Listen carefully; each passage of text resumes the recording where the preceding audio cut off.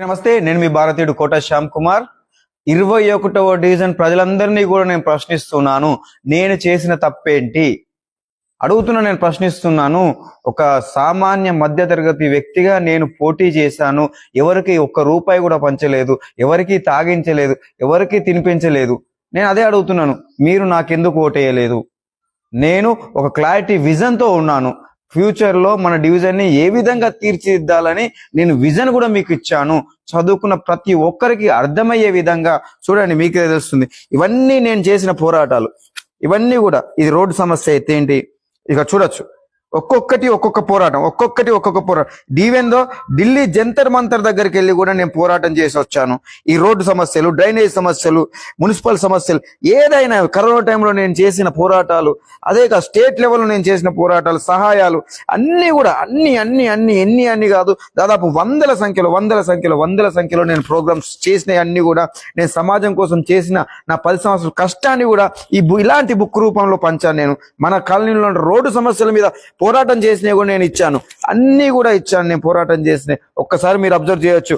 10ల సంఖ్యలో కాదు, 30 సార్లు నేను బ్లడ్ డొనేషన్ ఇచ్చాను. ఇది కూడా నేను ఇందులో పెట్టాను. మన కాలనీ రోడ్డు సమస్యలు కూడా పెట్టాను.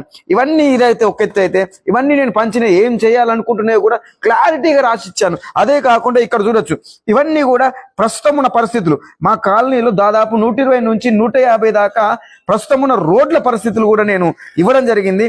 ఇక్కడ చూడొచ్చు మీరు, ఇవన్నీ కూడా ప్రస్తుతం ఉన్న రోడ్లు. వీటిని ఏ విధంగా కన్వర్ట్ చేసి ఏ విధంగా మంచిగా చేస్తాననేది కూడా నేను ఇచ్చాను.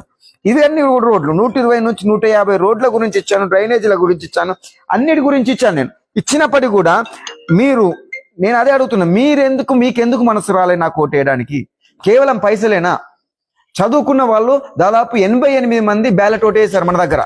ఇవన్నీ కూడా నేను ఇచ్చినాయి. చదువుకున్న వారు 88 మంది ఎలక్షన్ డ్యూటీకి వెళ్తూ 88 మంది బ్యాలెట్ ఓటు వేశారు. అందులో నాకు 4 ఓట్లు పడ్డాయి. ఇదంతా చదువుకున్న వ్యక్తులు ఆలోచించేయరా? కేవలం పైసలకే ఓటేస్తారా? మద్యానికే ఓటేస్తారా? నాకు చాలా బాధ అనిపిస్తుంది. అరే, సమాజం పట్ల బాధ్యతగా ఉంటూ మన ఏరియా డెవలప్మెంట్ కోసం ఎన్ని విధాలుగా ప్రయత్నం చేస్తూ వస్తున్నా నేను. అలాంటిది కేవలం లక్షల రూపాయల జీతం ఉండి, కోట్ల రూపాయల బిల్డింగ్లు ఉండి, కేవలం వాడిచ్చే 1000 రూపాయలకు, వాడు తాగిచ్చే 500 రూపాయల బాటిల్కు మీరు అమ్ముడుపోతారా? ఎటుపోతుంది సమాజం? ప్రతి ఒక్కరు చెప్పే స్టేజ్లోనే ఉన్నారు మేధావులు. మన కాలనీలో ప్రతి ఒక్కరు చదువుకున్నవారు, చదువుకుంటూ టీచర్లు ఎంతో మంది ఉన్నారు. వాళ్ళందరూ కూడా బోర్డుల మీద పెట్టి బోర్డు మీద రాస్తూ ఉంటారు, నీతిగా బతకాలి, అవినీతి చేయకూడదు, ఓటు అమ్ముకోకూడదు అని. మీ స్కూళ్ళలో మీరు చెప్తున్నారు కదా. బ్యాంకులలో జాబ్ చేసే వాళ్ళు ఉన్నారు, లాయర్లు ఉన్నారు, అన్ని సెక్టర్లో ఉన్న గొప్ప గొప్ప మేధావులు మన కాలనీలో ఉన్నారు. ఏ ఒక్కరికి అనిపించలేదా నా పోరాటం? మీకు కనిపించలేదా? నేను అదే అడుగుతున్నాను. కేవలం మద్యానికి, డబ్బులకు, వీటికేనా? ఎటుపోతుందండి? ఒక్కొక్కరు అబ్రాడ్లో వాళ్ళ పేరెంట్స్, వాళ్ళందరి పిల్లలందరూ కూడా అబ్రాడ్లో లక్షల రూపాయలు సంపాదిస్తూ అబ్రాడ్లో బిల్డింగ్ ఉన్న వాళ్ళు కూడా మన దగ్గర ఉన్నారు. కానీ వీళ్ళిచ్చే, పార్టీ వాళ్ళు ఇచ్చే 1000 రూపాయలు కేవలం 500 మంది కోసం. ఈ 10 రోజుల ఈ ఎలక్షన్ జాతరలో మీరు కేవలం దక్కించుకున్నది 10,000 మాత్రమే. ఆ 10,000లో మందు ఖర్చు, మీకు ఇచ్చిన ఓటు ఖర్చు, రోజుకు 1000 రూపాయలు. మీరేమైనా లేబర్సా, కూలీలా? ఒక్కసారి నా ఆవేదన అర్థం చేసుకోండి. నేను ఎందుకు చెప్తున్నాను? నెక్స్ట్ తరం భవిష్యత్తు మారాలంటే మీలా మేధావులందరూ కూడా ఓటింగ్ వ్యవస్థలో ప్రాపర్గా పార్టిసిపేట్ చేయాలి. అంతే తప్ప ఎవరో వచ్చారు ఏదో ఇచ్చారని మూర్ఖంగా మీరు ఓటేస్తే నిజంగా మనం బాగుపడం, మనతో పాటు మన సమాజాన్ని కూడా బాగుపరచలేం. నాకు అనిపిస్తుంది, ఎందుకు ఇంత నేను పోరాటం చేయాల్సింది? నేను తెచ్చుకోవాలంటే బీజేపీ టికెట్ తెచ్చుకోలేనా, కాంగ్రెస్ టికెట్ తెచ్చుకోలేనా, టీఆర్ఎస్ టికెట్ తెచ్చుకోలేనా? తెచ్చుకోవచ్చు, పైసలు వంచవచ్చు, తినిపించవచ్చు, తాగిపించవచ్చు, గెలవచ్చు. నా సిద్ధాంతం అది కాదు. గెలవడం ఒక్కటే నా లక్ష్యం అనుకుంటే నేను 2018 నుంచి ఇన్ని సంవత్సరాలు పోరాటం చేస్తున్నా, నేను ఎప్పుడో గెలుతూ.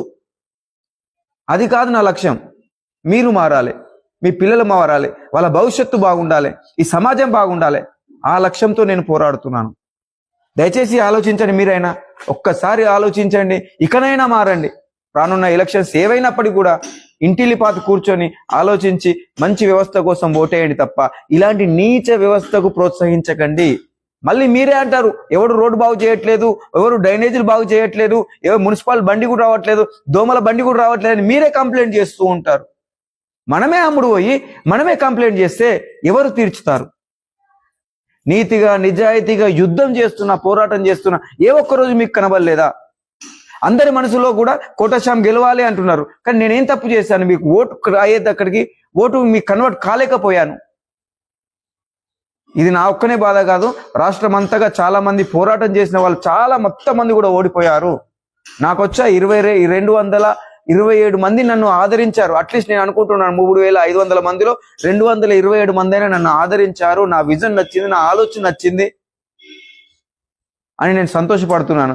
దయచేసి నేను గెలుపు ఓటముల గురించి మాట్లాడడం లేదు, మార్పు గురించి మాట్లాడుతున్నాను, లక్ష్యం గురించి మాట్లాడుతున్నాను, మీ కుటుంబ భవిష్యత్తు గురించి మాట్లాడుతున్నాను, మీ పిల్లల భవిష్యత్తు గురించి మాట్లాడుతున్నాను. మీకు తెలుసా ఇన్ని విధాలుగా చెప్పాను. డ్రగ్స్ గంజాయి కరీంనగర్ కాదు, విద్యానగర్ ఏరియాలో, మన ఏరియాలో విచ్చలవిడిగా దొరుకుతుంది. చాలా మంది చాలా విధాలుగా పిల్లలందరూ ఖరాబ్ అవుతున్నారని అది కూడా చెప్పినప్పుడు కూడా తల్లిదండ్రులు మారకుండా అదే వ్యవస్థకు మళ్ళీ ఓటేస్తే, మాలాంటి వ్యక్తులకు ఓటేయకుంటే మేము ఏ విధంగా మార్చగలుగుతాం? ఒక ఆవేదన నేను ప్రశ్నిస్తున్నాను. 21 డివిజన్ ప్రజలందరినీ కూడా నేను సూటిగా ప్రశ్నిస్తున్నాను. నేనేం తప్పు చేశాను? కేవలం పైసలు వంచకపోవడం నా తప్ప, తాగిపియకపోవడం నా తప్ప, మందు ఈ బిర్యానీలు అవన్నీ పెట్టకపోవడం నా తప్ప? ఆలోచించండి, మంచి మనసుతో ఆలోచించి నెక్స్ట్ టైం అయినా మారి మంచి సమాజం కోసం ఓటు వేస్తారని కోరుకుంటూ, జై హింద్, జై భారత్, మీ భారతీయుడు కోటశ్యామ్ కుమార్.